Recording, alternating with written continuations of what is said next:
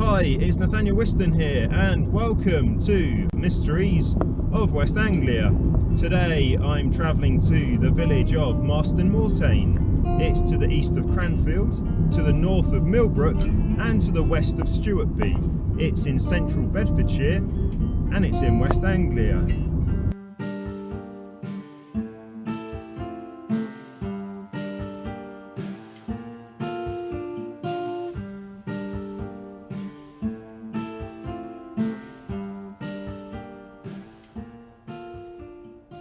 I'm going to the village of Marston Moretaine today to visit the Devil's Jumpstone. This is an actual stone which is in a field in Marston Moretaine, which the devil put there, and there's a few different stories as to how and why there is a stone there and what the devil has to do with it.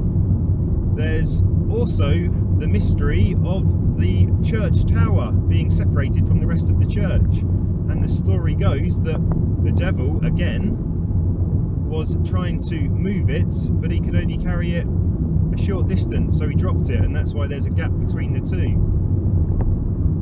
That's today's mystery of West Anglia, the Devil's Jumpstone.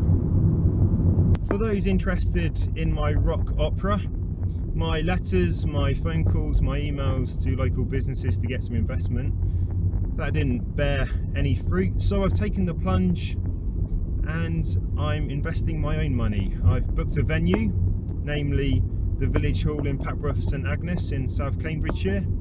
I've printed tickets, posters, got costumes, hired makeup artists, I've hired Jeff and Tanya to play live on the night.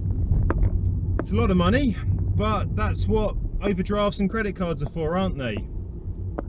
Besides, I'm hoping to make this money back. I've booked one performance, but after this I can go on through the rest of West Anglia, putting on the show in various other theatres, whoever will take me, and eventually the show should start to make a profit. The devil has visited Marston Moretaine frequently, and by frequently I mean at least twice. That may not seem like much, but surely that's twice as many times as most villages and towns get visited by the devil. I wonder what it is about this small Bedfordshire village which attracts Satan so much. Is it the climate here is quite warm and reminds him of hell? Are the people here especially sinful and they need to be watched over? Or perhaps he just likes it here. I can park down here. And we're here. We're in Marston Moretaine.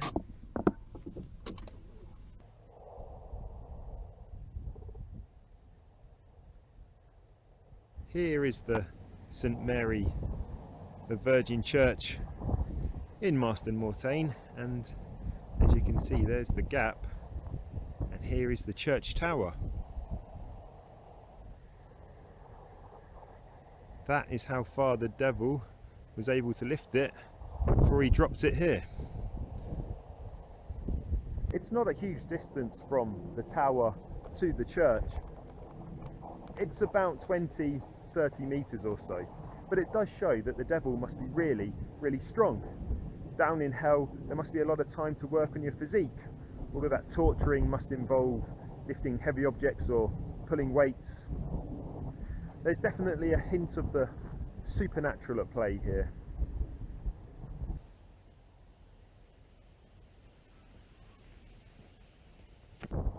One problem I'm going to have today is finding exactly where the stone is, because obviously they're not going to stick a sign for it. There's a sign here which has got nothing to do with it to tell me about the Millennium Country Park. Signs there as well, but the Devil's Jumpstone itself I'm going to have to keep an eye out for and hope I run into it. There are three variations of the Devil Jumpstone story. Number one, a farmer is playing leapfrog on the Sabbath. The devil is on top of the church tower and he spots him, and he lands next to him and carries him off to hell. The spot where the devil landed is where the Jumpstone is. Story number two, A young boy is playing leapfrog on the Sabbath. The devil spots him and he turns him into stone. That is where the Jumpstone is. Story number 3. 3 boys are playing leapfrog on the Sabbath. The devil joins them and tricks them into leaping over him, and as they do so, they land in a hole which leads to hell. Where that happened is where the Jumpstone is. That is today's mystery of West Anglia. The thing about this stone is it's only a couple of feet tall. I've seen a few pictures online, so it's not going to be that easy to find. I may be wandering out here for a while. If you don't know leapfrog, then let me explain it. It's very simple. You crouch down and then somebody runs behind you, puts their hands on your back and leaps over you like a frog. So one person crouched and then they put their hands on your back and leap over you, and leap like 2 hands down on your back. This would be easier to demonstrate with 2 people, but you get the gist. It's not known exactly when the devil made that fateful trip to Marston Moretaine, or 2 fateful trips if you include the tower story. The first Ordnance Survey map of the late 18th century recognises the stone, and leapfrog as a game, as a playground game, came into use in it was the late 16th century. So this all happened sometime between 1590-ish and 1790-ish. I know that's a 200-year window, but I've narrowed it down as best as I can.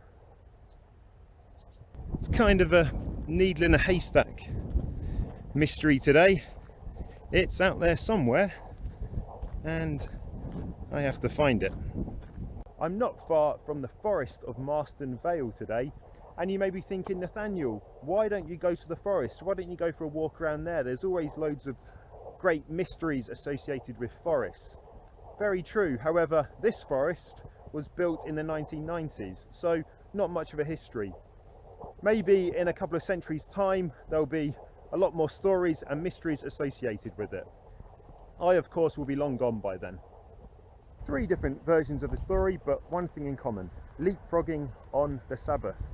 What is it about leapfrogging that annoyed the devil so much? Today, policemen would not even look twice if you were leapfrogging, but in those days the devil came and sent you to hell for eternal damnation. Very harsh, very harsh. He's not a fair man, Satan. Not fair at all.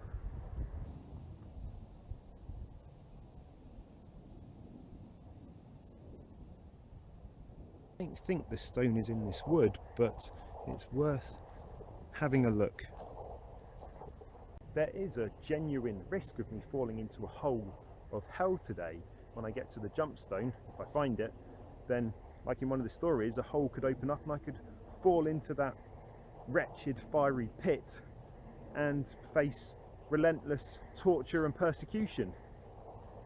Having already attended the rehearsals of my rock opera, metaphorically speaking, I've already done that.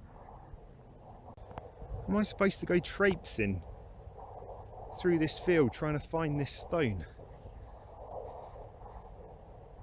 This is a big field and I'm looking for a small stone, 2 foot, 3 foot, something like that. Would it hurt them to put a sign up? As I'm struggling to find the Jumpstone, I may as well tell you about my rock opera. The rehearsals for the Living Sea of Waking Dreams, not going well at all. There's this one guy, Bob, he's an older guy, and he's done a couple of pantos and he thinks he's the grand oracle of the theatre. Whenever I try to give him some direction, he rolls his eyes and he says, Sir Larry will be rolling over in his grave, whatever that means. And then there's Lily.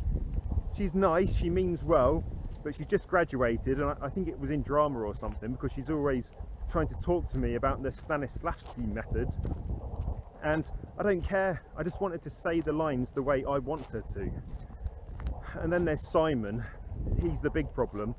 He's the lead actor, and he's supposed to be portraying this man having a breakdown, get all this emotional turmoil, and he's buckling under the weight massively. He can't do it. He can't do it. And I'm starting to wonder if I should bite the bullet and take on the role myself.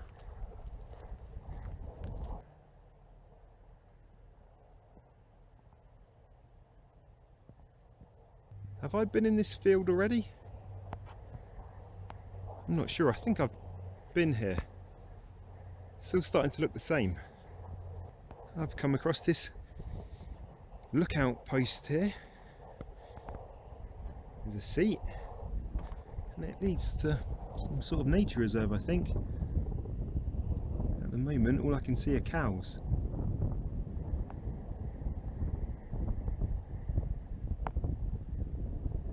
Going to take this opportunity to sit down, have a break for a moment from all the walking around.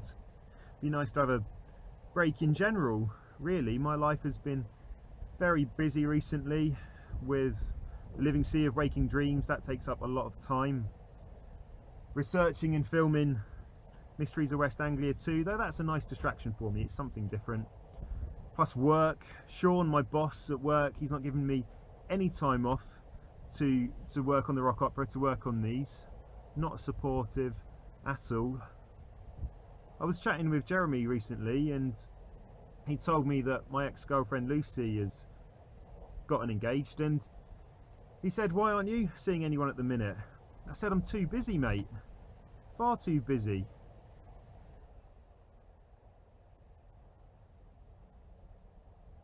I'm away from the path now, and it gets a bit thicker underfoot, but I think it's around here somewhere. I was right. Look what I found here. You can't even see it yet. It is well hidden. Nobody has come this way for some time. I've just got to negotiate these brambles. But look there. That's the Devil's Jumpstone. They really don't want you to get in there and see it. Look at all these sharp thorns on these bushes around here. Nobody's been here for years, dare I say. Let's try and get through. Look at that. There it is. The Devil's Jumpstone. Yep, that's stone all right. It's called the Jumpstone, and if we got rid of some of these bushes, we could create some space to jump over it, and that would be a game just as good as Leapfrog. I wonder how the devil feels now. I wanted to stop people jumping around, and he's in effect built a stone here where people can do exactly that. Bet he feels pretty stupid now. The UK's most famous standing stones are Stonehenge, but for me, the Devil's Jumpstone here in Marston Moretaine in West Anglia is far superior. It's free, there's no crowds, and you can touch it if you want. See? Next time it's the summer solstice and you've got nothing better to do, avoid the crowds at Stonehenge and come down here to spend the longest day of the year with this breathtaking monument.